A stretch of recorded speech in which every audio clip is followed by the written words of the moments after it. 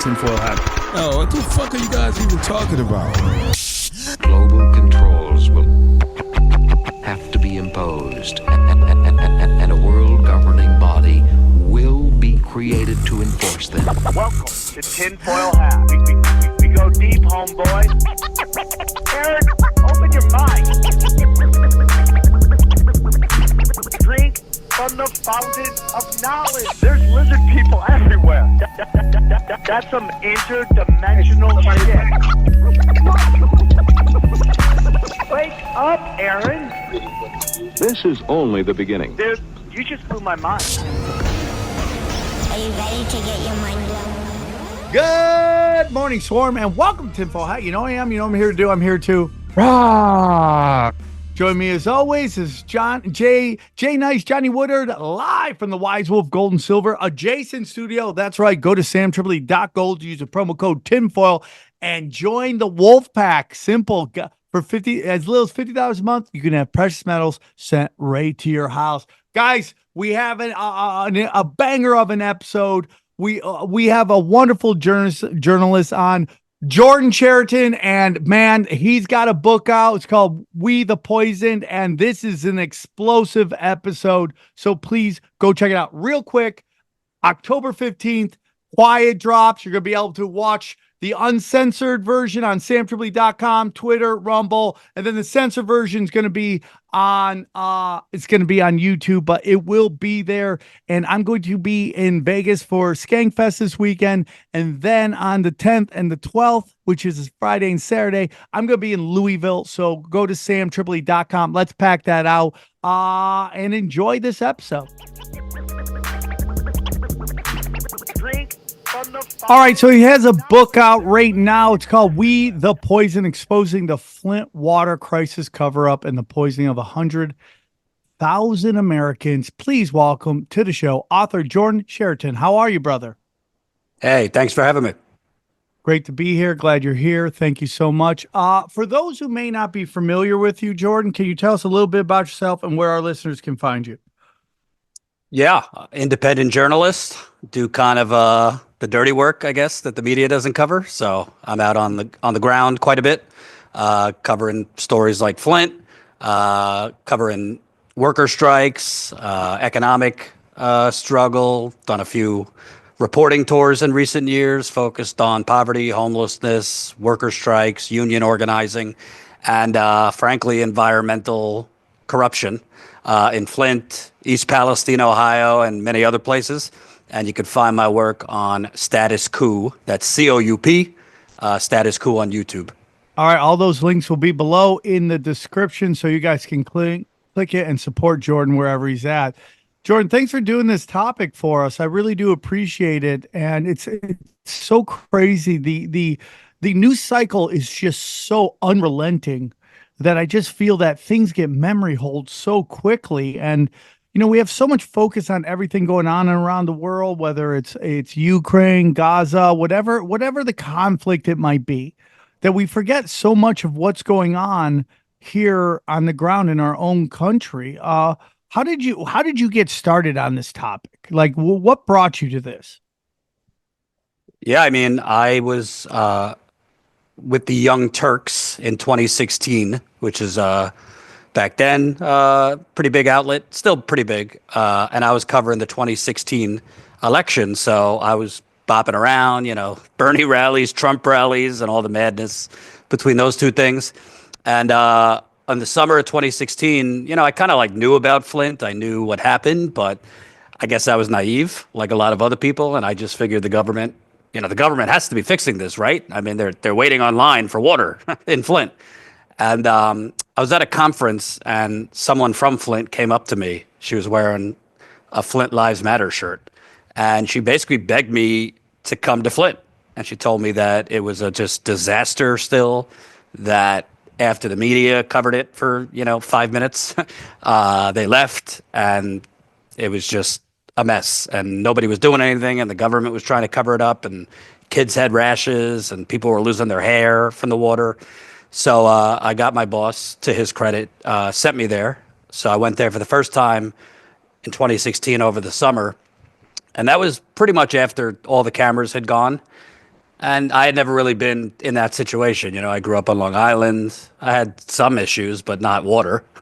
And I was just blown away. I mean, I was seeing front porches with cases of bottled water, you know, up to the top.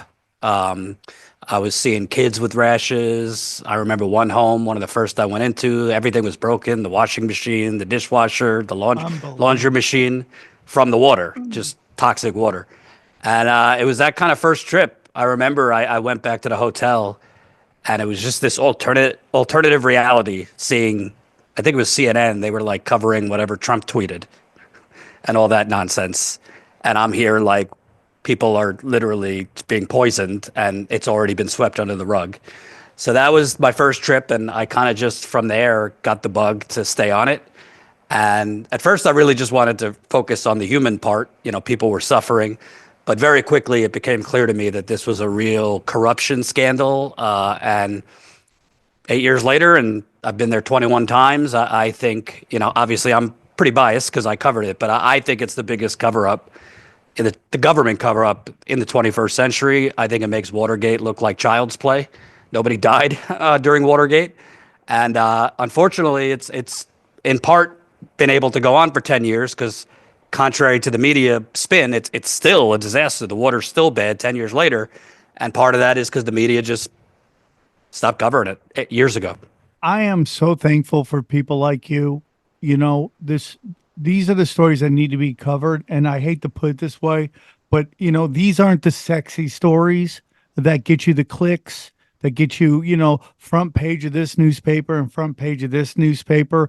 You know, it's not you know, sensationalized that, you know, that everyone's talking about it, retweets and all that stuff. And like, you know, there's this real debate about is journalism dead? And then I meet people like you and I realize it's really strong. It just had to go super indie because that's the only way it gets done, you know? And like so many of these, whether I don't care what side of the spectrum you're on, you know, there's these giant like corporations that control our information. And if a story gets too close to their bottom line, it never gets covered. And Yep. So I really do appreciate everything that you do. So thank you very much. So, you know, it's very interesting. You brought up Bernie. I talk about it all the time. This show was inspired by Bernie and Hillary and the primaries and all that stuff. And I decided to talk about it. And we're hearing this again in this election that democracy is on the line. It's all about democracy and all that stuff. So like when you study any of this, like what do you think about, like there's this hysteria about you know, our sacred democracy being on the line. What have you learned about that? Like what do you think about the state of democracy in America right now? It would be lovely if we had a democracy, wouldn't it? Yeah. I mean, I just hear that, not to say that there's not major issues and whatever. I mean, it doesn't matter to me who your audience likes. I think both candidates, frankly, are terrible. But I think Flint, frankly, shows we don't really have a democracy. And if you want to know like a real example of democracy being removed rather than the media and the politicians just fear mongering, Flint is actually a prime example of what happens when democracy is removed. So quick lesson in history. In 2011, you know, nationally, the country was still kind of suffering from the financial crash. Flint was just like I say in the book, it was like a rotting economic corpse for a lot of reasons, you know, for decades. Places like Flint, Detroit had really been falling apart economically. And the Republican governor came in, he ran on, you know, running government like a business, which is never a great idea. And he declared a financial emergency, which at the time I didn't hear, you know, Rachel Maddow and all those folks, you know, huffing and puffing about democracy. I didn't really hear them saying anything at that time. And what that meant was basically he waved the wand and he took over the rule of cities like Flint. So he appointed unelected emergency managers, I call them czars, to just take over power from the elected mayor, from the elected city council. So they were just kind of puppets at this point. And these unelected people that the voters didn't vote for, these people were basically doing the bidding of the governor. It wasn't just in Flint. They did it in Detroit and a couple other cities that were majority black. And their first order of business, basically, this is like basically the governor becoming king of the local cities. Their first order of business was, let's try and privatize the water system. And the water in Michigan is some of the greatest in the world. It's the Great Lakes. So if people don't know, 20% of the water of the world's fresh water comes from the Great Lakes. What? And yeah, and so Flint had gotten its water from the city of Detroit for like 50 years. It came out of Lake Huron, which is one of those Great Lakes, and Detroit sent it in a water pipe to Flint. And there was no like water problems quality wise. But long story short, Detroit was price gouging Flint. So local officials and this new emergency manager, which was basically just doing the governor's bidding, said, wouldn't it be a great idea to create a totally redundant copycat pipeline that went the same exact route as the existing pipeline, and we'll just have our own water system that would be basically privatized. Detroit's pipeline was public, so there's more regulations. And they basically created this duplicative pipeline. Oh my God. In theory, to save money for the residents of Flint, but it was actually never about saving money because at the last minute, the city of Detroit, which Flint was its biggest water customer. If the city of Detroit lost Flint, it was going to go belly up, the water department. So they offered the city of Flint basically like a half off discount to stay. So like you go to the store, half off. Pretty good deal.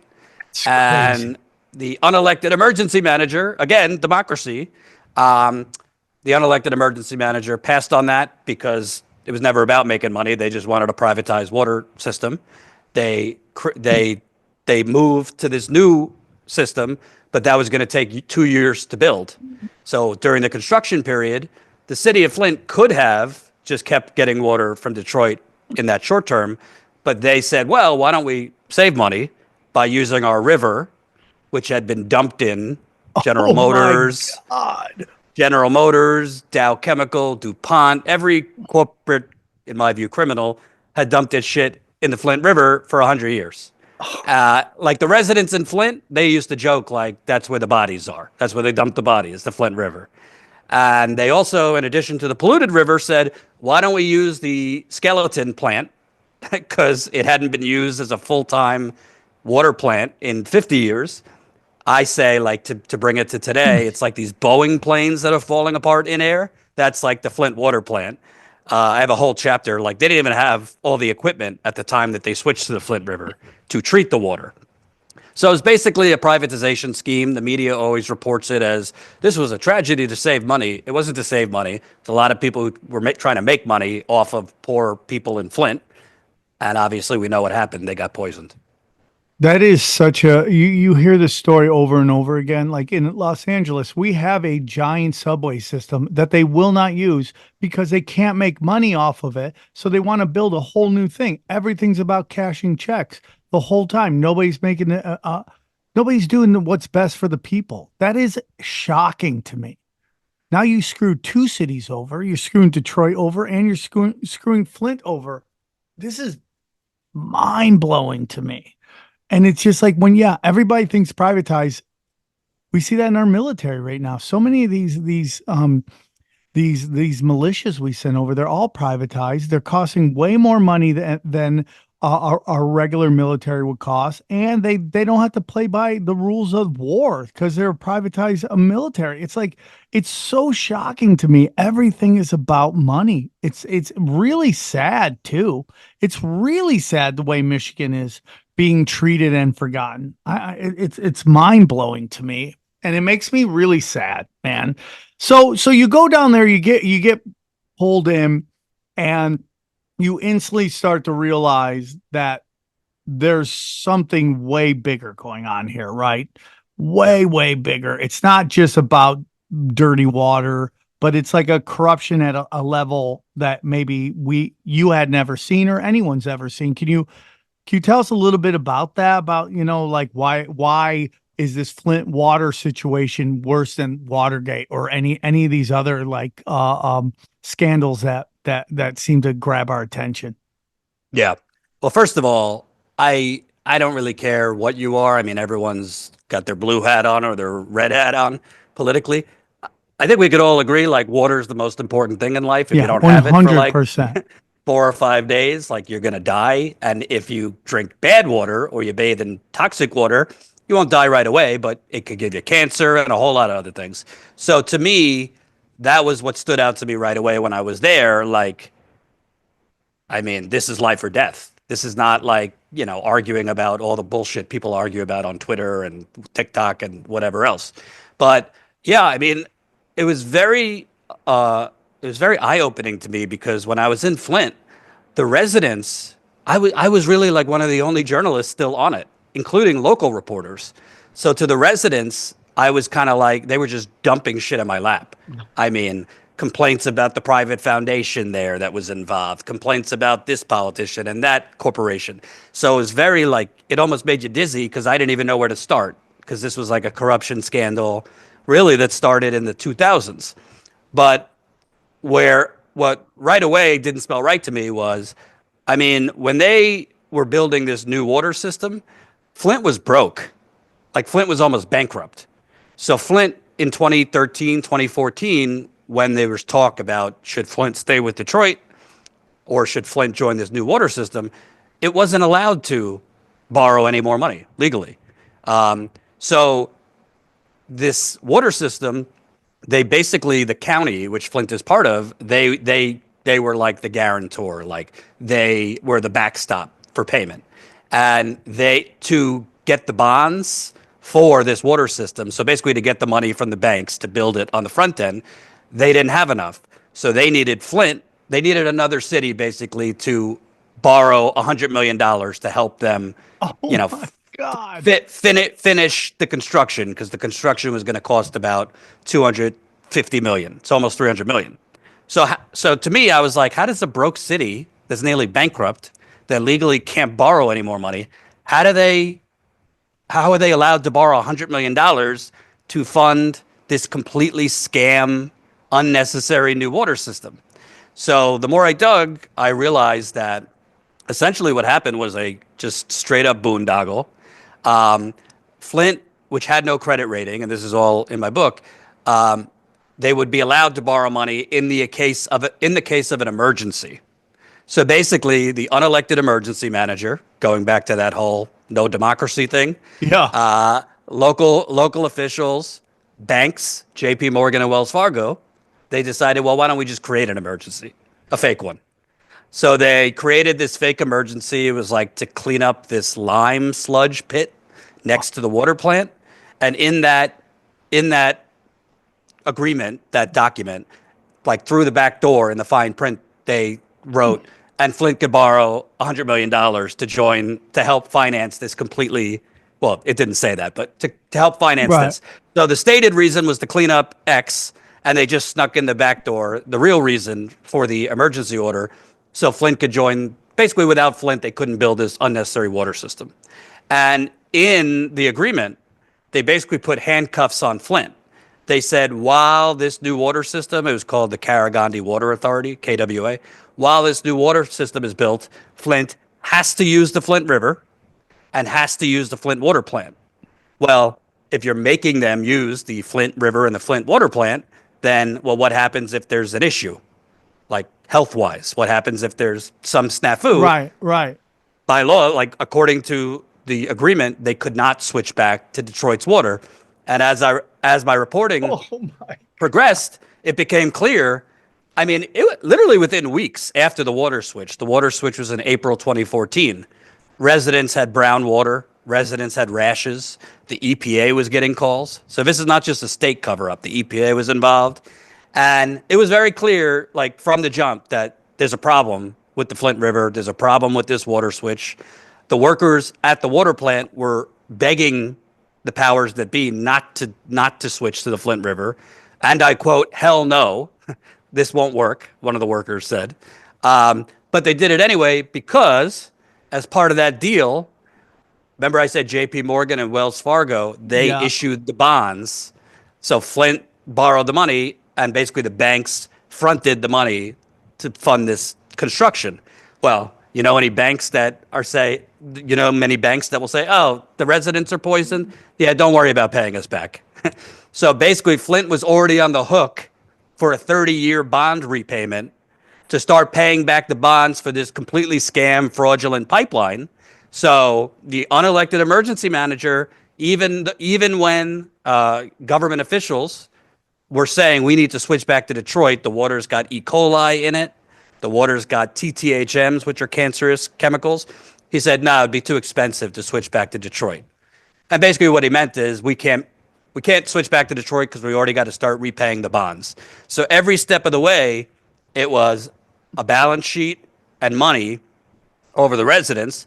And, people like to argue, is it about race? Is it about class? Well, it's both. The residents in Flint, it's a majority black, poor city. There's also a lot of poor white people.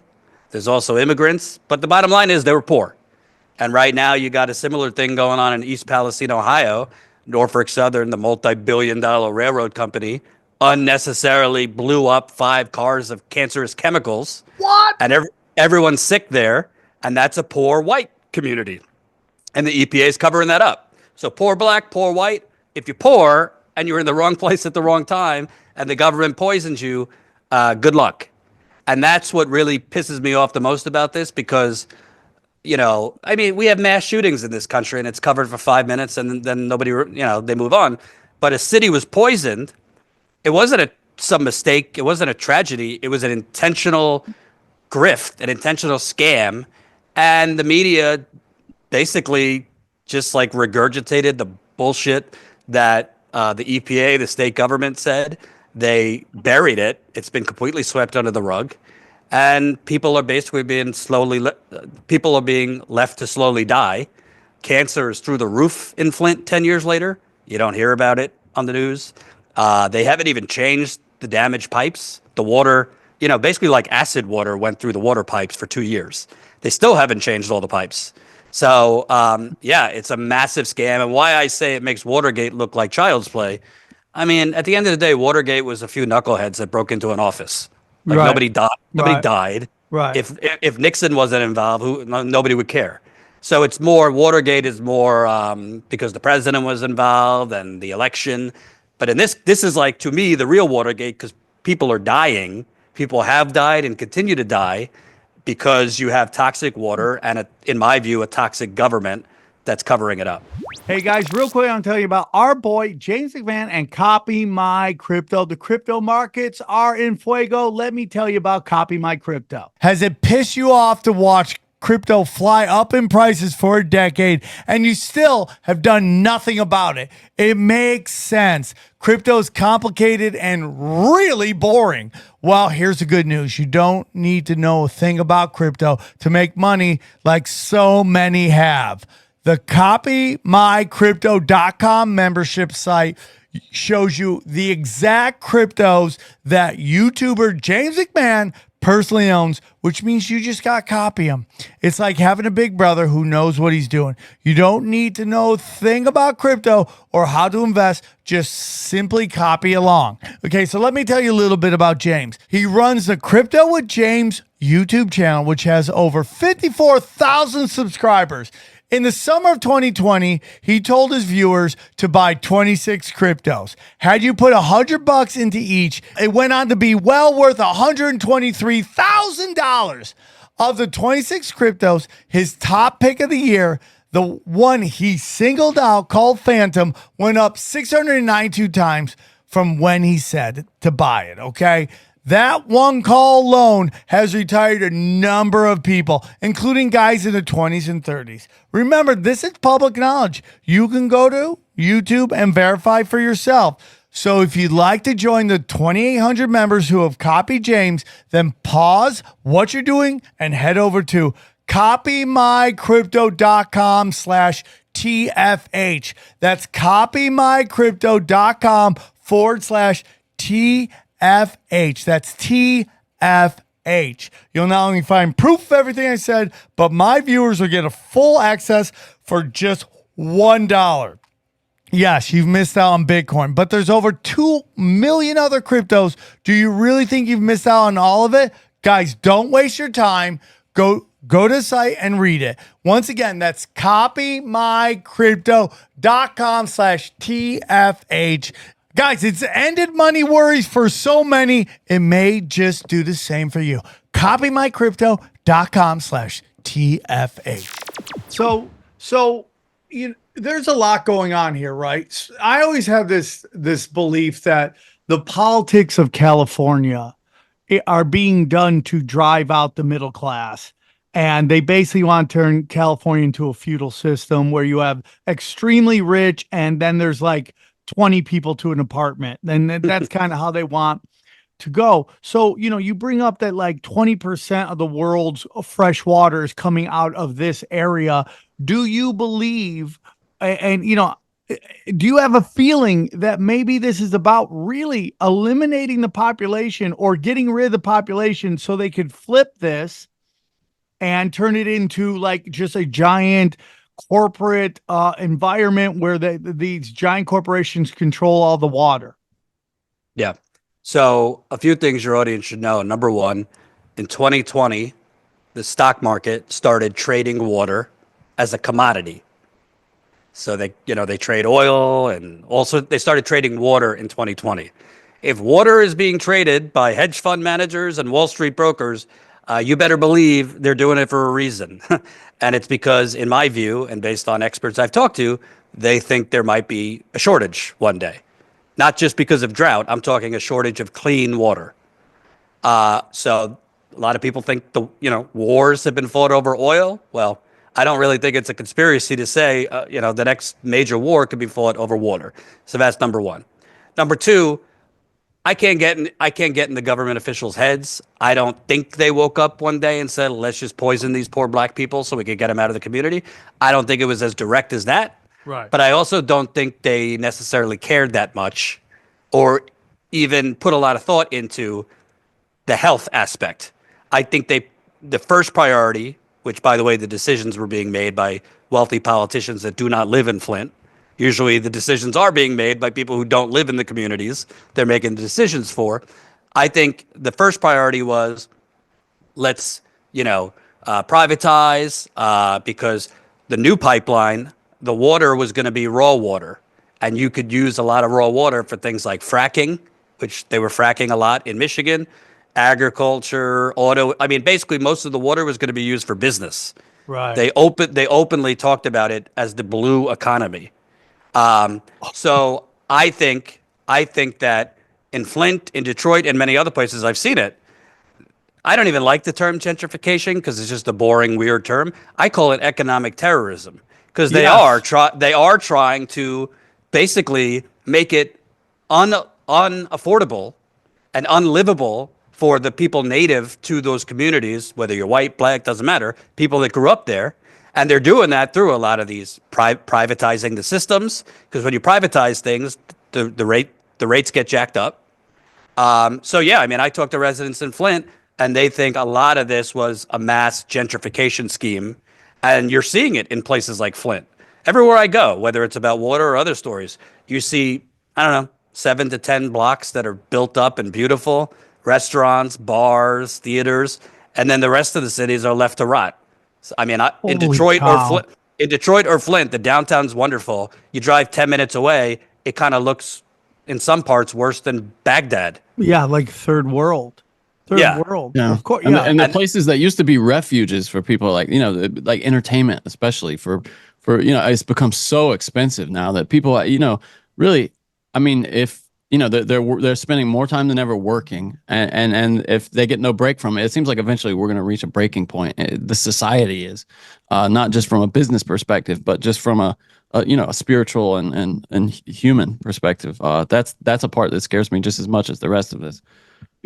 So real quick, because we kind of skipped over earlier. What was the major industry in Flint? Was it cars, just like Detroit? Yeah, so Flint was the birthplace of General Motors. It's the name of Flint. The nickname is Vehicle City. So during the 1940s, 50s, 60s, the industrial boom. I mean, Flint was boomtown. I mean, Flint. I don't know if you ever saw Michael Moore's documentary, Roger and Me. Yeah. I mean, at one point, it was like the envy of America. It was like the birthplace of the middle class. So you take that, I mean, less than 100 years ago, 1950s, and how does it get to this? And it's through the offshoring of jobs. So General Motors at one point had like almost 200,000 employees in Flint. Now it's down, I think, to like 20 or 30,000. So all these companies, because frankly, our government, you see the flag behind me, I call it the United Corporations of America, because the government's been purchased. So they let Wall Street and all these other all these industries basically write these trade deals, which allow General Motors and other companies to send their jobs elsewhere. I'm all for other countries having jobs, but not if we're going to destroy. Yeah, right. Yeah, for sure. I mean, we're compassionate, but it's like, yeah, right. I would like Americans to have American industry, of right. course. Yeah, you know, General Motors leaving was like the economic death knell of Flint because the tax base cratered, and then you have white flight because as General Motors was leaving, I mean, there's no jobs. And General Motors at first, when African Americans came up from the South during the Great Migration, a lot of African Americans came up to work in the auto industry. So you had white people in Flint and Detroit going to the suburbs. And then you had General Motors leaving places like Flint to go to the suburbs before they went to other countries. So there's all these reasons that a place like Flint, which was like a booming economic utopia in the 50s, 60s, some early part of the 70s, then goes to like potholes everywhere. Whole sections of town are abandoned homes with lawn up to here. I mean, I drove through parts of Flint that look like a forest because it's just vacant lots. And that's kind of the backdrop for how you had a governor come in here, declare a financial emergency, appoint these unelected czars, and basically just take over the place. Not that the mayor and city council members and all these places are like the most upstanding citizens that do the right thing, but at least they were voted for. In this case, it was people who nobody voted in Flint to switch to the Flint River. Nobody voted for this new water system. So crazy to me, dude. That's so crazy. And those are all middle class jobs too, we should say. I mean, you know, there was a time a family could live out with the man typically working in a factory could live off of that salary, you know, and have a great life in America. Yep. And now if the ones that have remained here because of what the economic development divisions of each of these counties has had to do to attract these companies, you know, these become really low paying, the ones that, you know, have remained here, that have been lured here, really low paying jobs that, you know, you couldn't possibly support a family on the ones that, so it's a terrible situation. And there's a real horrifying and infuriating connection to GM and the Flint water crisis. So they switched to the Flint River in April of 2014. And like I said, very quickly, I mean, people were complaining, showing up to City Hall with jugs of brown water. By July, so a couple months later, General Motors workers started noticing that their parts were rusting because they were using the Flint River too. So basically the river water was destroying their parts.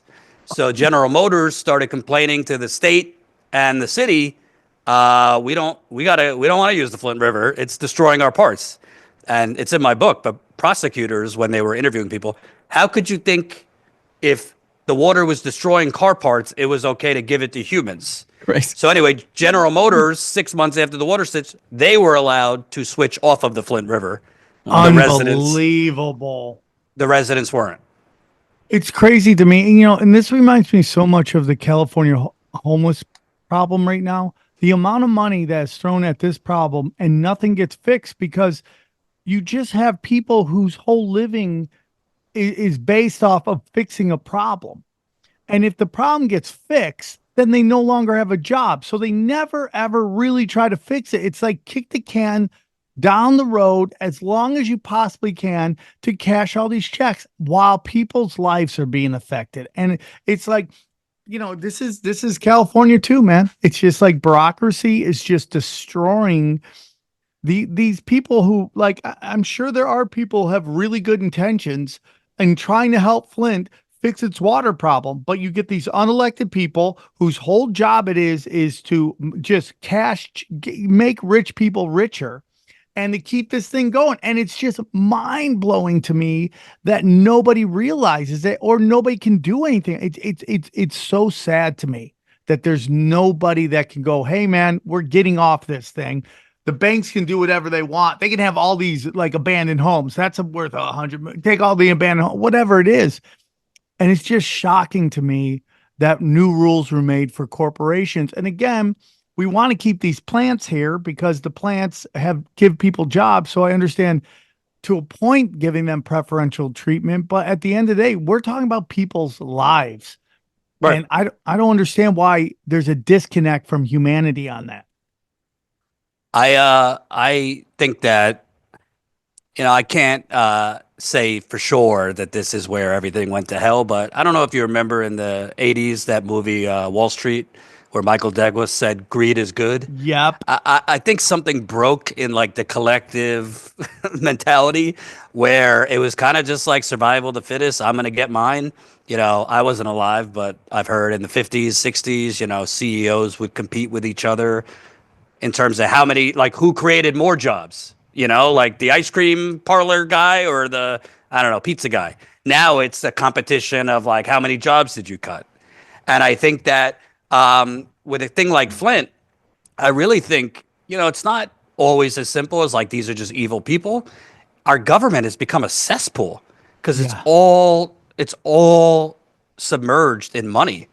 I mean, in Flint, for example, it's so screwed up, and it wasn't reported this way, but basically the driving force behind this completely fraudulent new water system was the local county drain commissioner. That might sound like, what the hell does that mean? Basically, the drain commissioner runs the water for like a county, okay? And this county official who was elected, so a public official being paid by the taxpayers, at the same time was the CEO of this brand new privatized water system. How could you be an elected official while also being the CEO of this new water system? So his elected role was to make the best decisions for the residents' health and safety. But he, as the CEO of this privatized water system, he wanted the water system to be built. And, oh, by the way, he got a shit ton of money from contractors for this new water pipeline and engineering firms and all this, who donated handsomely to his campaign. So there's just conflicts of interest everywhere. I mean, I've reported around the country, there's city council members and local officials who are also real estate developers. And they're literally on the council while making real estate deals, which is a blatant conflict of interest. 100%. In the Senate, Joe Manchin, he's the head of the Energy Committee, but he owns coal companies. I mean, it's just madness. It's both parties, Democrats, Republicans. And in the case of Flint, like you said, it was clear from the beginning that the water was toxic. And actually, in my book, it shows there was a whistleblower in the Republican governor, Rick Snyder's administration.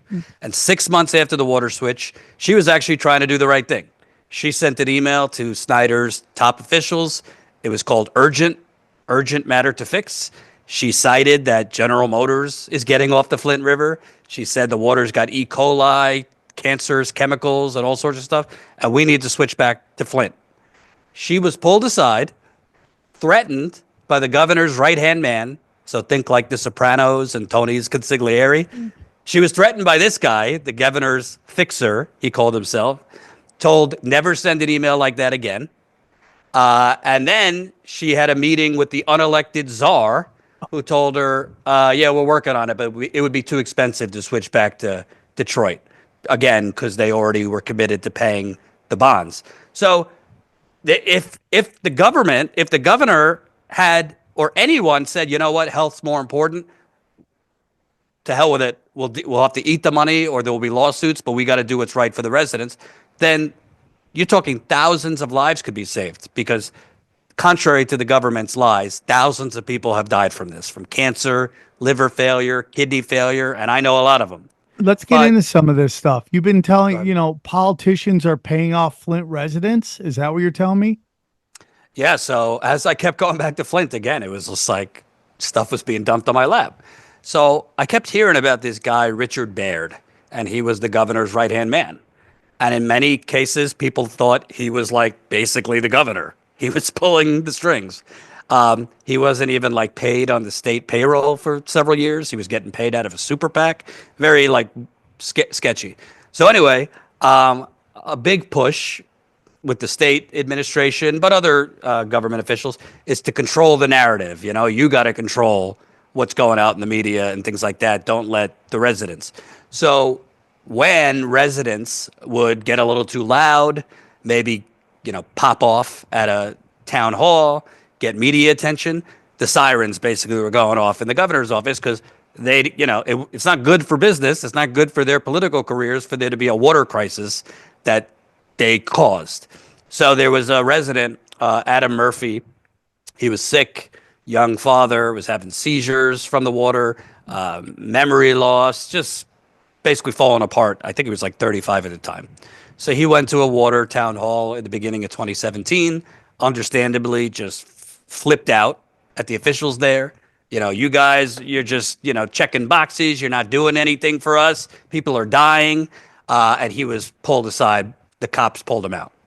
So, and the media covered his outbursts. So he got in a couple articles, this and that. And that was a no-no because obviously the governor at that time and his administration were thinking about potential criminal liability. And so they wanted to bottle this up and bury, the truth that this was still going on and still bad. So he gets pulled aside by a cop. The state trooper says, I have somebody in the governor's office I think might be able to help you and your family because his kid was born with high lead levels too because his wife was pregnant during all this. A couple weeks later, who shows up in his living room? The governor's right-hand man. On one side is a state trooper. On the other side is a former Army colonel. Basically, at first trying to butter him up like, I think I can help you guys, isn't that? So he offers him for the state to pay for very expensive medical treatment called chelation therapy, which is basically just injecting chemicals into you to extract lead out. And it's pretty painful, and you feel sick during it because it's pulling this lead out of your bones, basically, and it's expensive. And the state of Michigan could have offered that for all of Flint, but of course they didn't because why spend money to actually help people? So crazy. So basically, he offered this guy, the state will pay for it, but shh, you can't tell anyone who's paying for it. So they told me I honored that for a while. And they promised that if it helps you, Adam, you're going to be our lead poster child. We'll offer it to all of Flint. Of course, that was bullshit. So I found out that they were basically offering to pay off sick residents, and the residents took it because, you're dying. Of course, you're going to take help. And then I realized, he was going around Flint offering these, deals to other residents too.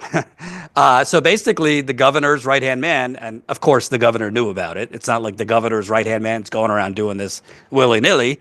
He was going around to like the loudest activists, the loudest residents who were, complaining to the media, complaining in city hall members, and just basically trying to shush them. And this was happening out in the open. He told some of these residents, I'm going to go talk to the governor about this. So the governor knew. The local media didn't report it. The national media didn't report it. I reported it, and they just buried it. And this guy, Richard Baird, he had the heaviest charges against him. He was charged with extortion, obstruction of justice, perjury, and misconduct in office. But as I'm sure we'll get into later, the charges eventually were dropped. Unbelievable. And you think they're maybe even sabotaging some of these activists, huh? I mean, based on some of the notes you sent me, you think it's like they're committing like corporate sabotage, huh? So as in the case of when Erin Brockovich did her thing in California, it's usually just like normal people that are fighting back, not the politicians, but it's the residents who step up and have to fight. So in Flint, in the beginning of all this, there was like 10 to 20 residents who just became kind of water warriors. So they would meet in each other's homes and kind of like do research, and they uncovered this financial scam that I already told you about. And they noticed that they were being followed. So when they went to city council meetings and were raising hell, they started notice driving home, they kept getting followed everywhere they turned. And they'd be meeting at this one woman's house, and there'd be like unmarked cars outside. And even at McDonald's, they were meeting up, they changed it up and met at McDonald's, and they noticed the guy next to them not eating with like a recording device next to them. And then one of the loudest residents that the state government hated, because she was just always in the media, she actually sued them civilly, along with some other entities. One morning, her and her husband were driving back after a concert, and her auto brakes were cut. They just didn't work. And the next morning, they looked, and there was three holes in it. Oh my God! So they went to the concert hall and asked to look at the tapes, and they saw that someone in a hoodie went under their car. Oh my God! So they could never prove who did it, but like it was clear that they cut their brakes. And she got in touch with Erin Brockovich, who, the movie with Julia Roberts. She exposed California water contamination with corporations poisoning people. And Erin Brockovich basically told her, you got to make a choice now, and it's going to affect the rest of your life. You either shut up and protect your family, or you get in front of every damn camera you can, and you stay in front of every damn camera. Because if you are in the public eye and you're calling out specific names, then it makes it a lot harder for them to target you, because it would kind of be clear if something happened to you, who might be behind it. Hey guys, real quick, I'm tell you about our friends at Him. They make hair loss treatment simple. Let me tell you about Hims. Men, when we leave the house, it's phone, wallet, keys, and how does our hair look? Okay. But if you're experiencing hair loss, you may not be that confident when you step outside your door. It's time to get that confidence back and restore your hair with Hims. Okay. Hims provides access to a range of hair loss treatments that work all from the comfort of your couch. Hims makes treating hair loss simple with doctor-trusted treatment options and clinically proven ingredients like finasteride and minoxidil that can regrow hair in as little as 3 to 6 months. They offer personalized, chewable, oral, spray, and serum treatment options so you can find what works best for you. The process is simple and 100% online. Just answer a few questions, and a medical provider will determine the treatment that's right for you. If prescribed, your treatment is sent directly to your door. Hims has hundreds of thousands of trusted subscribers, so if you feel like you're losing a part of yourself with your hair loss, get Hims and get your confidence back. It's really simple. Start your free online visit today at hims.com/tinfoil hat. That's HIMS.com/tinfoil hat for your personalized hair loss treatment options. Okay, that's hims.com/tinfoil hat. Results vary based on studies of topical and oral minoxidil. Prescription products require an online consultation with a healthcare provider who will determine if a prescription is appropriate. Restrictions apply. See website for full details and important safety information. So it's just like, I've always said, like, you cannot, like, the best filmmaker could not write this. And it was all out there in the open. And it took, I'm not even from Michigan. I've been there over 20 times. Because, like, I love Flint, but it's not my idea of a vacation spot. I kept going back because the local media stopped covering it. The national media couldn't care less. And somebody had to. I mean, I don't think it's normal when a city's poisoned and it's covered up and the people are just left to die.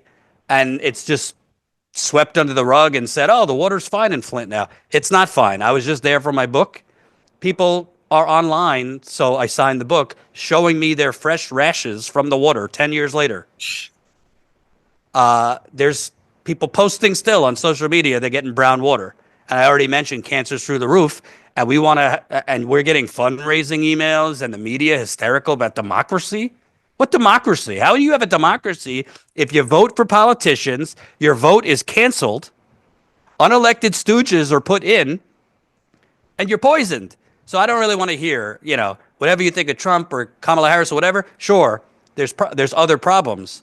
But at the baseline, you can't really, hyperventilate about democracy if American cities, and it's not just Flint, by the way, are being harmed, either intentionally or just through recklessness, and then kind of just left to fend for themselves. That's called sacrifice zones. and there's a lot of them. Yeah. I mean, so I don't know, did you cover the part where you were going to tell us about the governor and the deadly Legionnaires Legionnaires. Legionnaires Yeah. disease. Is that what you were talking about earlier? Or is that another Yeah. story? No, there's a new one. There's another Oh component. my God. Yeah. So I also want to get into the media part of this. So Yeah, this for kind of sure. this kind of connects. So when they switched the water, and your audience, let me just explain why they got poisoned. So basically, they were switching from lake water to river water. River water is about 20 times harder or more corrosive than lake water. So with river water, you need more chemical treatment because all water is chemicals are added to make it safe to drink. So underneath us all, California, Michigan, doesn't matter. The pipes that deliver our water are, if you're lucky, 50 years old, but in some places they're over 100 years old. I mean, in Newark, New Jersey, which had a lead crisis, has a lead crisis, they found pipes still in the ground delivering water from the 1800s. So, so basically, because of the corrosion, the pipes are very old, so they're corroded. You know, lead, copper, other things. If your city has over 50,000 residents, by law, the water department is supposed to add phosphates, and that's just a scientific term for corrosion control chemicals. So when you add corrosion control chemicals, it basically creates like a protective wall on the pipe so that lead doesn't leach out. So that doesn't mean you're not going to have any contamination, but at least you want to have lead, which is going to like destroy kids' brains and other things. So the state of Michigan, in their wisdom, said, nah, we're not going to add those chemicals into the Flint River water. We'll just send out the water and we'll test it like a year later, which A, is illegal, and B, is insane. And a lot of people think they did it intentionally to poison poor black people. So they didn't add those chemicals. By the way, even if they wanted to add those chemicals, as I revealed in the book, they didn't even have the equipment in the plant to add the chemicals. In some cases, they were feeding chemicals through holes in the floor into the water system. So essentially, because they didn't add those corrosion control chemicals, you essentially had acid water traveling through the pipes from a polluted river that GM and all these chemicals had dumped their shit into 100 years, and lead started leaching off. But it wasn't just lead. The media only focused on lead. So essentially, in those pipes, if you're not adding those chemicals into the water, and you also have a lot of these cities, the water system was built for a city when it had double the population. So Flint's water system was built when it had 200,000 residents. When this happened, it was down to 100,000. You have whole sections of towns where homes are abandoned and water is not being used. So what happens is water gets stuck at parts of the system and it's just stagnant because the water is not being used. And that's not just in Flint, that's in a lot of places. So when water is stagnant and not moving, the chlorine, water departments add chlorine into systems to kill bacteria. The chlorine just gets soaked up very quickly, and then you don't have enough chlorine and bacteria forms. So that's what happened in Flint. They didn't add the proper chemicals for lead, and also bacteria was forming because they didn't add those chemicals. So you have bacteria travel into the water. So pretty quickly after they switched in April, there started to be a surge in Legionnaire's disease. That's basically like waterborne pneumonia. It's more severe than normal pneumonia, and it comes from water.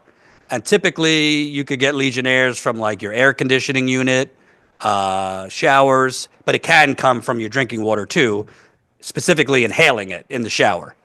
So essentially, you had this increase in Legionnaire's cases. And the health department in Michigan, under this Republican governor and this unelected emergency manager in Flint, they knew about the increase in Legionnaires a month after they switched the water, but they kept it quiet and they didn't notify the residents of Flint. So then come August of 2014, a local hospital in Flint, they detected Legionnaires in their water and they had an increase in patients with Legionnaires, and Legionnaires can kill you. And it killed a lot of people in Flint. There's a local ABC station in Flint that I don't know if it was accidental, but a memo from that hospital was leaked to them. I think it was accidentally, showing that the hospital had a surge in Legionnaires, and that they were adding hyperchlorinating, like they were adding more disinfectant into their system. So the local ABC station, at the same time that residents are showing up to City Hall with water jugs that are brown, at the same time residents are showing up with plastic bags with their hair because their hair's falling out in the shower. At the same time, kids are showing up with full body rashes. They got this document. Oh, the local hospital has this waterborne pneumonia disease spreading. They're working on the story, and then it mysteriously gets killed in October of 2014. Just so happens a few weeks before the governor's reelection. And then I obtained the phone logs. So I got calls between the governor, his chief of staff, and the head of the health department in the middle of October 2014. And why that time period is really important, and I wrote about it in the book, that's when General Motors got off the Flint River. That's when that whistleblower I told you about in the governor's office had begged them to switch back to Detroit. And that's when the Legionnaires outbreak, this waterborne pneumonia, was spreading like fire. And the governor's environmental department, the governor's health department, they were all trading emails and phone calls about it, but not notifying the residents of Flint that your water has deadly bacteria in it. So I got the governor's phone calls with his chief of staff, a health director. It showed over 2 days, 22 phone calls between the governor, his health director, the chief of staff. I got documents from the criminal investigation. The prosecutors concluded those calls, they were covering up the Legionnaire's disease outbreak 2 weeks before the governor was up for re-election. Because guess what? Talking about politics and corruption, the governor wanted to run for president in 2016. Oh my God. So it's not really a great bumper sticker to, hey, I poisoned my residents. So it was a massive cover up. And another part about the media real quick, 2020, I drove to Michigan. It was like COVID and nobody knew anything. So I drove there instead of flying. I meet with one of the top editors with the Detroit Free Press in a parking lot. It was like 15 degrees. I hand him the documents, showing him all these phone calls, showing him the prosecutors. They concluded all these, they were covering it up, showing them that the prosecution like mapped out their phone calls from 2 years to see like, was this a normal rate that they talk or was this like a spike? These folks barely talked on the phone. It was all within these 2 days that they're talking like drunken teenagers 22 times. The number 2 editor at the Detroit Free Press says, holy shit. Yeah, we're definitely interested in doing this. Like, I just got to get sign off from the editor in chief. 3 days later, we don't have enough resources for this. And I got that so many times. I mean, I got from outlets when I got the goods, different parts of the cover up. Is there a Trump angle to this? I said, I don't know. Obama was president when this happened. Frankly, yeah, it's really more like corruption on the state level, but you're telling me I need to like concoct a Trump connection for you to want to do this? So crazy. So this is like the media. I don't think people think the media is corrupt, and they are, but I don't think people realize that life or death things are being covered up, not just by politicians, but the media is helping them to just bury it. And in the case of my Flint reporting, of course, it's not easy to like build sources, get documents, and do this kind of work. But the hardest part for me has actually been like getting the media to pick it up because I'm independent.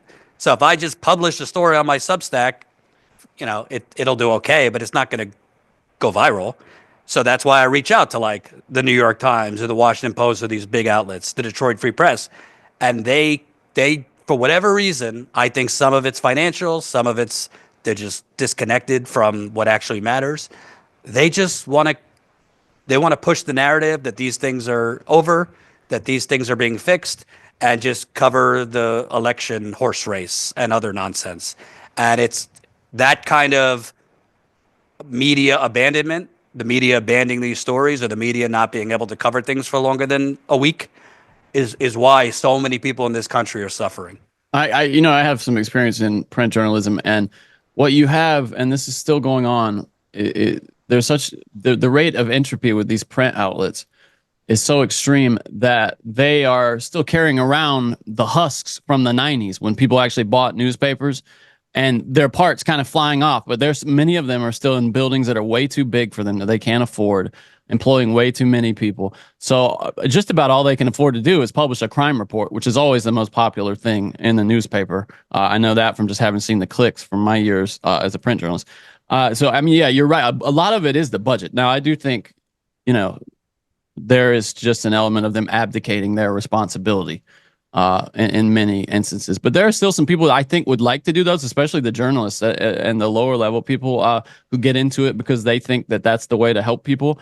But the higher ups, yeah, they just can't. I mean, for just with respect to budget and ad sales, they can't support a proper investigative journalism division anymore at the large ones, especially. So.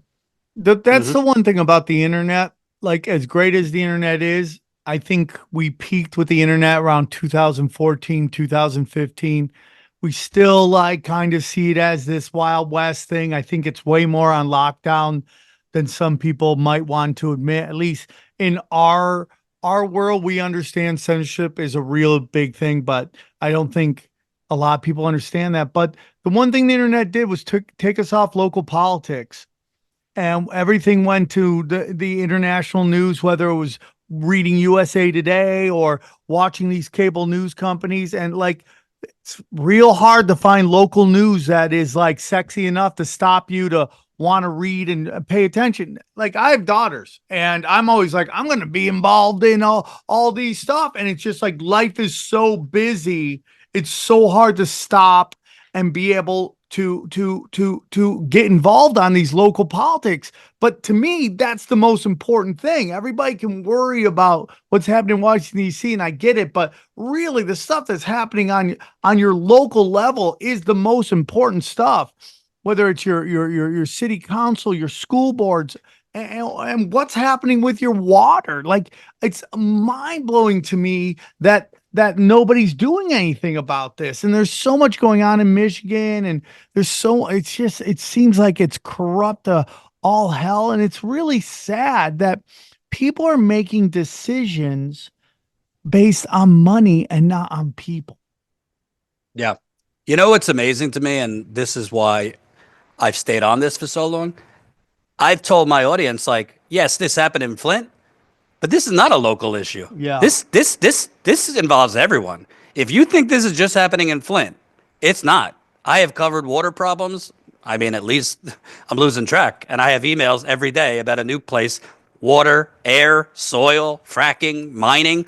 I just covered a story in West Virginia where the coal mines are intentionally flooding the coal mines to extract, it's called coal bed methane. And that, while they flood the coal mines, dirty water is going out to the creeks and people's drinking water, and people are sick. And the thing is, people actually do care about this stuff. They just don't know. Yeah. I mean, I agree with you. We have all these different YouTube and whatever. And there's this algorithmic manipulation where I think a lot of journalists and outlets wrongly think, oh, people don't care about water, or people don't care about local corruption. They only care about reactionary, yada. Actually, people do care. It's that these algorithms are only feeding this reactionary hot take bullshit. Because when the rare times that one of my videos on water or soil break through, I mean, the comments are, it's rare to get across the board positive comments. And the comments are overwhelmingly positive because people are like, A, how is this happening? B, why is the government not doing anything? C, why is this not all over the news? I use my parents as a test case because they both like Trump. They're good people. We don't agree politically, but that's fine. And they're in it every time I send them something on Flint or elsewhere. They're like, why isn't this all over the news? Fox, see it. Why are they not covering this? Yeah. And the thing is, from what I could tell, this is a sexy story because A, it involves water, but it involves payoffs. It involves destruction of evidence, which we haven't even got to, witness tampering, brakes being cut. I mean, that's like a true crime movie, and it's a real thing. I agree with you, dude. I mean, this interview is riveting to me, and it's the information you have is mind blowing. And I have a lot of friends in the quote unquote alt media world that I'm going to send your stuff to. that have bigger shows than mine and have very powerful audiences that I think you'd be perfect for them. So I'm gonna do whatever I can. I just like it's just crazy to me how like the drama of Washington D.C. And our international news is just so big, and we just such like these stories like Flint came and it disappeared. You had a bunch of NBA players bringing Aquafina to them, and then we didn't hear Yeah. anything after that. And it's just it makes me sad that we allow corporations to just run crazy and roughshod everything.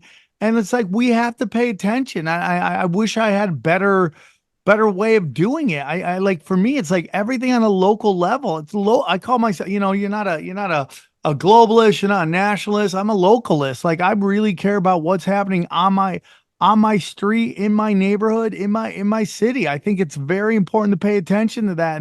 And then from there, then you can I think it would just, seismic waves out into the to the national, the international. That's my honest opinion. So you brought up that we haven't even gotten to one topic. What was that topic you wanted to talk about? Evidence manipulation. Yeah, I mean, stuff? I was just shocked by this because, like, I knew the media sucked, but I figured like there's got to be a threshold where I bring them something that like, okay, they're gonna run this. Like, this is too corrupt. So, I found out about the payoffs. I found out about the governor doing all these things. So then I obtained these documents showing that basically the governor was forced to admit that the water was toxic with high levels of lead in October 2015. I mean, they knew it was toxic way before then, but he admitted it in October of 2015. And I got documents showing that within days after that, all of a sudden, phones were being dropped off in the state technology office, wiped clean, quote, wiped clean. So the head of the tech office in the state government, he told a local county official that days after the governor held his press conference, a bunch of phones belonging to the environmental department and health department were dumped into his office, basically erased. So nothing on it, no messages, no phone log, nothing, which is illegal. It's destruction of evidence. It's government property. You can't just erase your phones. So I said, I thought he had to be wrong because that's too brazen of a cover up. Like, you're going to get caught. So the prosecutors got phones where there was literally no messages on them for the entire period that Flint was using the Flint River. That was April 2014 through October 2015. So like the first call that would show up was from 2016, but everything before that was erased. So I thought I'm going to bring this to, and this was like the head of the health department's phones was wiped, a top health official. And obviously, like, can you imagine for a second if like Trump and his top officials, like their phones were erased right around the time COVID became a thing? Oh my God, MSNBC would be having a goddamn nuclear meltdown.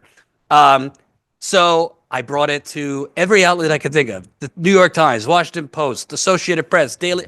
I mean, I had the documents from the criminal investigation. I obtained all the goods, and I was either getting no responses or I'll pass. An NBC News editor kindly told me, like, I really admire what you're doing here, but for the amount of resources we'd have to put in here, we don't know if there's enough interest. So crazy. So I'm like, wait a minute, you're telling me that evidence that the governor and his administration that poisoned the whole friggin' city, that they basically just destroyed the evidence? Like, why would you erase your phones unless you want to conceal your communications? You don't think that's going to get a pretty, sizable audience? And basically they told me no. And then I found out that one of the emergency managers, those unelected czars, so there was 4 of them under this governor, Rick Snyder. One of them, the Flint criminal prosecution, they got a call basically a month after they launched the criminal investigation that the former emergency manager was shredding documents in his office on his last day, by the way, as emergency manager. So they got a judge to issue an emergency search warrant. They go down, they issue the search warrant, they take the documents or the pieces of the documents. Oh So just destroying documents. So between destroying phones, destroying like hard copies of documents, this shit was just brazen going on. The media, and when I say the media, I mean the Flint Journal. You know, Johnny, you mentioned you were in print. I should note the Flint Journal, which is like Flint's hometown paper. They rent a building from the powerful private foundation in Flint that played a hand in causing this. So they won't touch anything Holy I've cow. reported. Like the Flint Journal, which, you know, it's in the name, the journal. They basically have buried this whole thing and they won't report. I literally showed up. It's in my documentary that we did. I showed up to the Flint Journal like with a little pamphlet for dummies with bullets for that story I just described to you. I said, you know, I'm pretty sure people in Flint want to know about this, but for some reason the Flint Journal doesn't want to report it. Of course they didn't. So yeah, just I found two major forms of destroying evidence, and not a other than the story, you know, the Guardian, Vice, and the Intercept. I broke those stories in them, but bigger outlets didn't want to touch it, and therefore, you know, if you don't get those bigger outlets to touch it, it's very hard to spread it further and get, you know, hopefully some criminal accountability. And this is your dream as a struggling print outlet, to have someone come to you with all the reporting essentially done. You know, that I assume you had most of the legwork done already, right? That's why when you were saying, like, yes, newspapers have been gutted and they do have resources problem, but 10 out of 10 times when I went to larger, I had already done the work.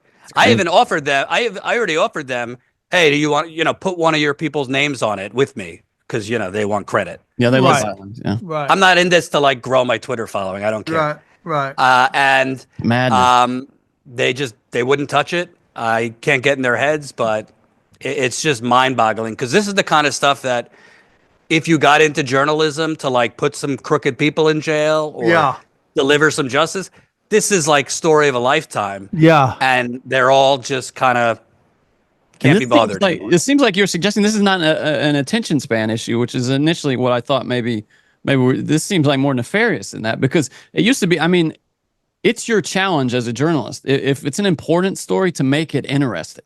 You know, if you're a newspaper, that's your job. You know, is to make people see why this is important and to make it interesting to them, to grab them. But it sounds like you're suggesting then that it's more nefarious than it just being a mere attention span issue, or you know, them saying that, hey, maybe it's not there. All I could tell you is there is a very powerful private foundation in Flint. I have a whole chapter on it in my book. It's called the Mott Foundation. It's been accused in the past of trying to gentrify Flint, of trying to push out poor people. And as I reported, basically this foundation was calling the shots on who the governor would appoint as his unelected czars. What's their purported purpose? Why did they exist? So, Mott Foundation was named after Charles Stewart Mott. He was the earliest investor in General Motors. Everything I know is he was a swell guy. His family after him, maybe not so much. So from what I have been told and residents on the ground, they have a strong interest in regionalizing services in Flint, which basically means taking power away from the city politicians and giving it to the county politicians. The county politicians happen to be white. The city politicians happen to be black. You know, that's pretty clear what that's about. But they were pulling the strings and telling the governor who to appoint as emergency managers. So I don't know. I mean, the Flint Journal, their building is in a nice downtown building owned by this foundation's real estate company. So you're not going to really report on bad things that this foundation might have done if your landlord is the foundation's real estate company. And there's other examples of that too. I mean, for example, that hospital I told you about that had the Legionnaires outbreak, they happen to have been a big advertiser for that local ABC station that killed that story. Oh, so my. Can I say, like, with 100% certainty that's why they killed the story? I can't. But I can say the hospital was a massive advertiser, and it doesn't make sense to me why a local outlet with documentation, with documents showing, would kill a story on this bacterial outbreak that's killing people. And I reached out to that ABC station at least 10 times in the last 8 years. They will not respond. Why did you kill that story? So there's example after example. Sometimes it's advertisers. Sometimes it's as simple like the national outlets. Let's just be honest. These are a bunch of pampered, master degrees from Northwestern, and they're basically like political nerds. They just want to cover politics like it's a sporting event, and they don't go to places like Flint. Yeah. And they don't go to tough neighborhoods in Detroit. Like their toughest story that they cover, is like the campaign and like, oh, we're so rabble rousers and we're like, intrepid because we travel the country, in nice hotels covering, this theater between candidates.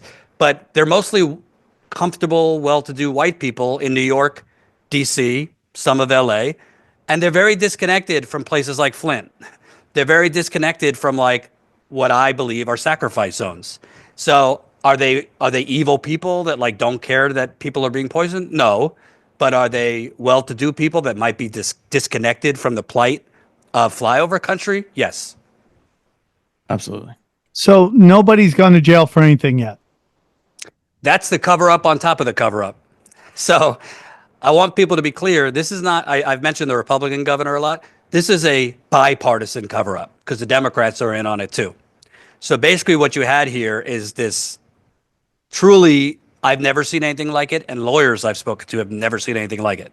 So you had a investigation launch in 2016 under the Republican Attorney General of Michigan, and he appointed a special prosecutor outside the AG's office so that basically the state wouldn't be investigating itself. He hired a special prosecutor and a chief investigator. This guy like brought down the Gambino mafia in New York. Like he was a serious dude. So they were building a case over 3 years based on my reporting. They were going after the governor for involuntary manslaughter for his role. They were also going after the money, that fraudulent financial scam. And based on my reporting, at the end of 2018, they were very close to filing a RICO case. And RICO is what they use to go after the mafia in the 70s, 80s. It's usually over like tax fraud, bribery, things like that. So they were very close to following the money and charging state officials with this financial scam. So this Democrat runs for Attorney General of Michigan. She starts shitting on the investigation publicly as a candidate, which didn't really make sense because she didn't have any information that wasn't public. She doesn't know who the witnesses are. She doesn't know what the evidence is. She doesn't know like what they're going after. So she basically previewed that if I win, I'm going to overhaul this thing. So the witnesses that were cooperating, because there were people flipping on bigger fish, they stopped cooperating because this candidate says, I'm basically going to, fire all these people. Now she ran on that? Yeah, she ran. She called it politically charged show trials. She said it was taking too long. And she basically said, like, I'm going to come in and start from scratch, which didn't really make sense because the original prosecution had charged, they had charged 15 state and city officials with serious, like, including involuntary manslaughter. And they had gotten 2 judges to rule in favor that 2 of the top health officials had to face trial for involuntary manslaughter. She comes in, she fires those prosecutors, and she drops all the charges. She dropped the charges. She said that they messed up and were incompetent. From my reporting, that wasn't true. She put in prosecutors that had never even like brought a case before a jury, but they happened to have donated to her campaign. So she basically put in amateurs. And a year and a half later, they charged the governor with a misdemeanor. Again, the people she fired were going after involuntary manslaughter against him. And she did not follow through on that RICO case. She did not follow the money. And today, that's why I say this is an ongoing cover-up. Like present day, the Attorney General's office is refusing to hand over documents to me that would expose the financial scam. So I kept putting in freedom of information requests for the documents about this RICO case because I believe those documents, based on sources, would expose construction fraud, bond fraud, and the role of these banks. And they kept denying me, saying there's an active investigation. Well, the Supreme Court of Michigan threw out her case last year. They claimed that she basically brought these charges against the state constitution by using a one-man grand jury, which it's kind of in the weeds, but basically a one-man grand jury is just a judge issuing indictments. So the Supreme Court, 6-0, so as conservatives, liberal judges ruled, she basically brought it the wrong way. So she fired these people saying they're incompetent, yet she tanked the entire Flint investigation. So anyway, I put in, now that the investigation's over, I put in a FOIA. Her office told me they didn't have the documents. I knew she was lying. I publicly threatened to sue them. Suddenly they found Jesus and told me they will look again, which never happens. And then voila, they found them. But they told me they're not going to give them to me. And the reason they won't give them to me, in my educated opinion, is two things. Number one, if the financial fraud that caused this, meaning if the scam that poisoned the whole town, if that goes public, A, there could still be criminal charges. Because RICO, the racketeering, federally, it's more flexible in terms of the statute of limitations. Two, if that goes forward, it would basically expose bond fraud. And the state of Michigan, I've been told, would be facing hundreds of millions of dollars in liability. It's been told to me that the state could go bankrupt because of all the money they'd owe. You could have bondholders suing. You could have a lot of people suing the state of Michigan. And third, and I think most important, Wall Street banks donate to Democrats and Republicans, and JP Morgan and Wells Fargo face a lot of liability because as part of the bond deal that they issued the bonds, they funded that water system. They were supposed to do due diligence to make sure the Flint water plant could safely treat the water. They did not do that. So basically, you have the Attorney General of Michigan, the Democrat, who, by the way, spoke at the Democratic convention. MSNBC loves her. She's like a resistance hero because she's a lesbian and she's married. So at the DNC, she said Trump could take my wedding, or the Supreme Court could take my wedding ring over my cold dead body. Power to you that I don't care that you're lesbian, but you're corrupt. Yeah. And, yeah. So basically, she is refusing to hand over the documents. I'm trying to get a lawyer to sue on my behalf. I don't have money growing in my backyard, but I believe these documents would expose one of the biggest frauds on the American people. And since the investigation's over, there's no valid reason they can't release the documents, because at the end of the day, you're releasing it to the people of Flint that deserve to know the truth. So there's Democratic corruption involved with this. The Republican administration poisoned them, and now the Democrats are helping them cover it up. This reminds me of all these Netflix shows where they, local politicians corrupt, gets away with everything until a national, spotlight gets pulled on it. Then it all starts to unravel. And that's what we need to do. We really need to get you in front of a lot of really great people. And I'm going to do whatever I can to do that. I'm going to reach out to a couple people. Thank you very much. And tell them about what a great interview you are and what a powerful story this is. And it's just crazy to me. It's just crazy to me that, I remember talking to a buddy of mine really early on in this show, and we were just talking about the Terminators. He's like, the corporations are the Terminators. Corrupt politicians are the Terminators. They're destroying us. They're taking our money. They're running everything into the ground because there's no longer accountability.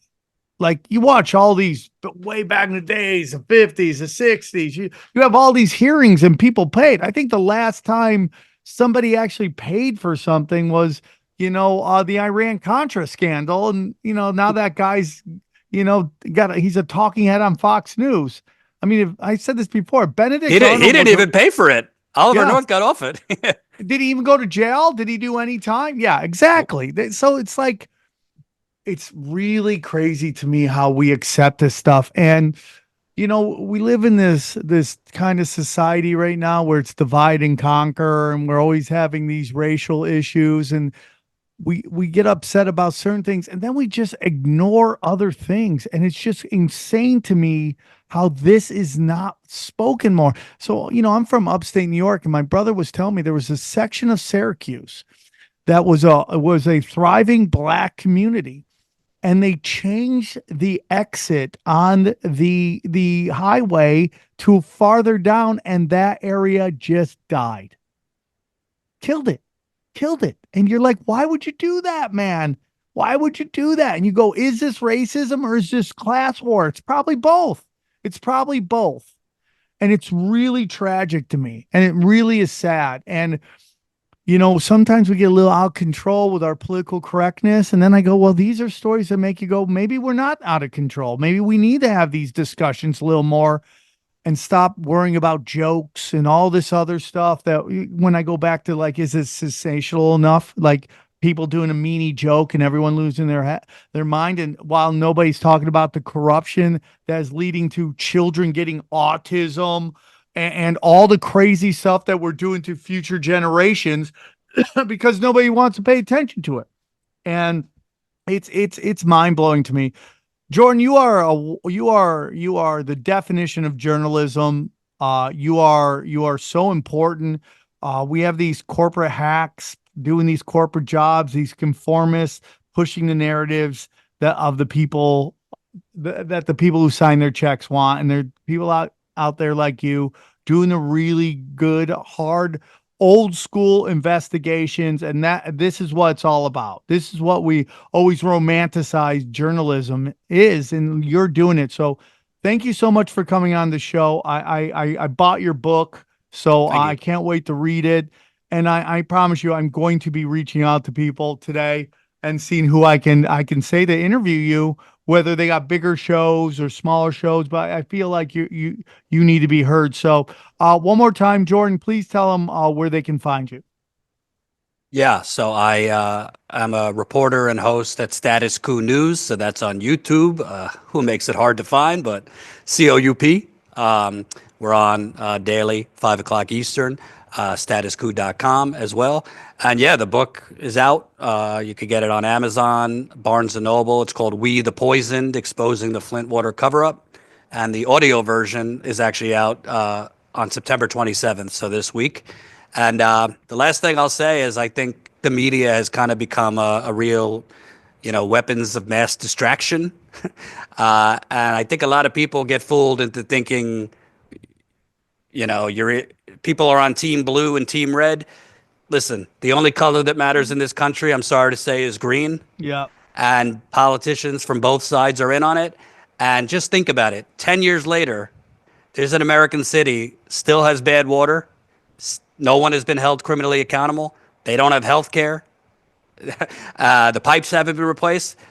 That's not just about water. That's about humanity. That's about corruption. And I'll stay on this. And yeah, I mean, I really appreciate it because I actually think most people do care about this. Most people have no idea it's still happening. Well, I appreciate it. And thank you guys so much. Let's break down this episode. All right, let's get into it. What did you think, Johnny? That's tinfoil at its best right there. When we have something that is, it's exactly what the journalist that denied him said it wasn't. It's interesting and important. I loved it. He's done so much work and such a good job he did such a good job of presenting it. What a great guest. I totally agree. Johnny. I forgot to hit the resume recording on that little part, but it's okay. I think I got it. It's good. Okay. I thought it was great. All of his ducks in line. He has the receipts. Yeah. And this is, to me, journalism. This is what journalism's meant to be. And people need to wake up because they're allowed to get away with this because nobody's watching. Totally. He's the kind of guy that if you are one of the people fucking up and doing wrong, you don't want coming after you because he's clearly a bulldog. And we just got to get on sorry to cut you off. No, that's it. You're right. Man. We just got to get it on we just got to get the word out there so people wake up. And it's like, it's really time to take back, this bureaucracy, everything. The problem with so much the problem with trying to solve problems is bureaucracy. People who have a paycheck that their goal isn't necessarily to fix the problem, but to cash checks. Yeah, well, that was one thing I meant to ask him is that how is that legal? The czar thing where the governor just comes in and is like, you know what? We're not actually going to take into account any of what your elected officials have to say. This guy's going to make all the decisions that I appoint. Well, I would like to. Is there some mechanism? Was it like emergency powers? I know he mentioned that. Yeah, that's what it was. They had But to through that they had whole to say there time, was like the whole. That's emergency powers are like the downfall of this democracy. If the way they're abused 100%. at the federal level and then now at the state level, it seems. It One reminds me, remember I talked to you about that documentary I recommended a couple months back called The Grab, about the water grab in Arizona and Yeah. in other states. Dude, that's the future, dude. Is you're gonna see Water wars. water war. Yeah, water war. It's gonna be water wars. Yeah. It's scary. If you don't know, it was a documentary about how other countries have bought land, because many states and counties have laws written such that if you own the land, you can take as much water out of the ground as you want to. Now, if you don't know the way waters work and aquifers, when you're taking water out of the ground, you're not just taking it from that parcel of land you're standing on. It's kind of like oil. You're taking it from other people around you too. And so you have like Saudis who have used all of their water growing crops over the past decades, now coming over here, growing crops here and taking water. And that's, dude, yeah, it's the future. I mean, I remember the guy from The Big Short, the guy who was the genius of all that, Michael Burry. He said, it's even at the end of The Big Short, the movie, they said, Michael Burry has now turned his focus to one resource, water, for the future. And that, I mean, the guy from Hershey says that clean water isn't a right. I mean, like, what are we doing? And again, this gets into the elites, the predators class, and their war against the population to turn us super dumb and unhealthy, so we can't focus on how our government works, which is printing money to fund the war machine. I mean, do you drink the water that comes out of the tap where you live? No, listen, I keep buying these filters and they just keep breaking. Like, that's how bad LA water is. Yeah. They just keep breaking. I don't trust it. It makes me sad. Yeah. It's the water you bathe your kids in. It's the water you boil your noodles in and whatever, you know what I mean? It's impossible almost to just survive off of. Now, I know people off of bottled water. I know people will say that there are filters that can get all that shit out of there, but I don't know if I believe it. I don't know. The water is just such a. I mean, if that's contaminated, that's your security. You know what I mean? That's your health. And this gets into the discussion of race, and what is discussed on the internet versus like what is really happening on the ground. And, the internet getting upset about a joke, getting upset about a word being said, and all this stuff, focusing on that, which causes divide and conquer, but nobody focusing on the fact that they have poisoned a predominantly poor black city. Yeah.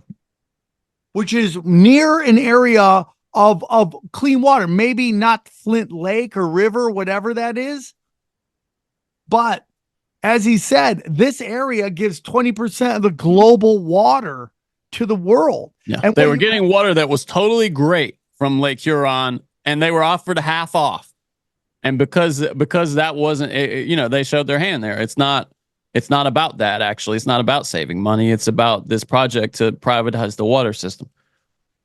And you get into it, dude. It's like, what's going on in Oakland? Are you trying to just run people out of Oakland so you could flip Oakland into like a 15-minute city? Like, we see this over and over again. What happened in Paradise, California with the fires? What happened in Honolulu with the fire? I mean, like, these elites have if you won't move, they'll take you out. And it's getting worse in every city now. I don't know if you saw, and we're going to talk about it on Broken Simulation, these meetups that are happening now, these car meetups, where they're just taking over intersections at night. And you've got people just backed up in traffic for hours. The police can't get in there, and they're just, these retards are there with their cameras spinning around in their Dodge Challengers. I mean, in the middle of the and then people getting killed, getting hit by these cars. Yes, yeah, really hurt. Yeah, a lot of people getting really hurt. Yeah, they I think part of it is to make cities inhospitable. For a while at least, so that they can rebuild them how they want, and then get everybody back in. Couldn't agree more, Johnny. Couldn't agree more. move everybody out. Like, dude, it's like, okay, Oakland, right? You get rid of the professional teams. The city's dead. Everybody's talking about it's becoming like a Mad Max wasteland. You get everyone to move out there, move down to Vegas, follow your teams down there, and then you just flip Oakland into a whole new thing. Yeah, it'll watch what it'll be too. It'll be it'll be like the Antichrist. You know, it'll be in the name of benevolence. They'll come, the Silicon Valley fucks with all their money, and they'll come and they'll say, "We'll make this a technology mecca. We're going to use technology and AI to solve all the problems of Oakland." You know, they'll have driverless cars everywhere, and what you'll really have is maybe a place that looks nice to live, but you've sacrificed all your freedom. All your freedom. Yeah. And if you think wrong, you don't get your credits. I mean, dude, in Gaza, dude, everyone's like, October 7th, return the hostages. And then you have Netanyahu going, this is our Gaza 2035 plan. Look how nice this is. You're like, what are you fucking talking about, bro? Look at it. It's going to be our Dubai. You're like, there's people that live there right now that you're negotiating. Oh, this is going to be the best. And you're like, oh, so this was never about that. This is all about killing. What a super villain. What like the people defending it is so ridiculous to me. So ridiculous to me. Anyways, I mean, dude, one of the best episodes we've ever done. Sorry, XG wasn't here. We decided to do it. I wanted to get Jordan in real quick, and XG, who is probably out there talking to Hispanic porn stars. So sorry he wasn't here. If you want to see me live, just go to SamTripoli.com. I'm not going to do a lot of the pushing of everything, but I just want to tell you that my special is coming out October 15th. Quiet. I'm so excited. I was watching little clips of it. I'm so excited for people to see it. It's going to be great. It's going to piss some people off. It's just going to be fun. If you go, I'm going to be in Vegas this weekend at Skankfest, the 27th through the 29th. So anything to help Skankfest, I'll do it. Help Luis Gomez and Luis J. Gomez, all the boys. Going to be in Louisville, the Murder Circus. Very excited about that. Tickets are moving. Go check that out. Let's pack that out. 4 shows. Let's pack it out. Let's have some fun. Tampa Bay in December, and then Cancun in December as well. I'm working on more dates, trying to put something back in Vegas with Eddie in November. We're working on all that.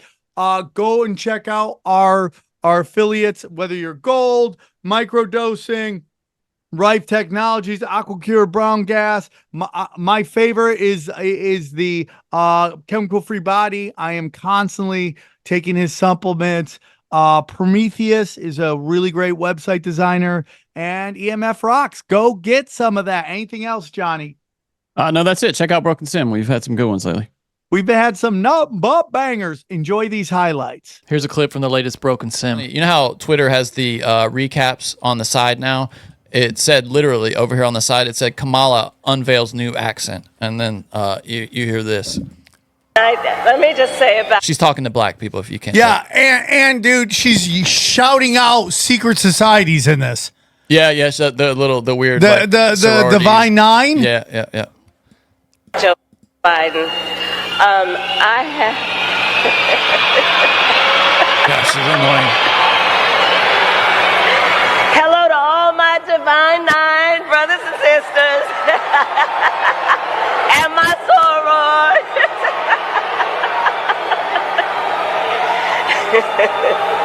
And to all my HBCU brothers and sisters.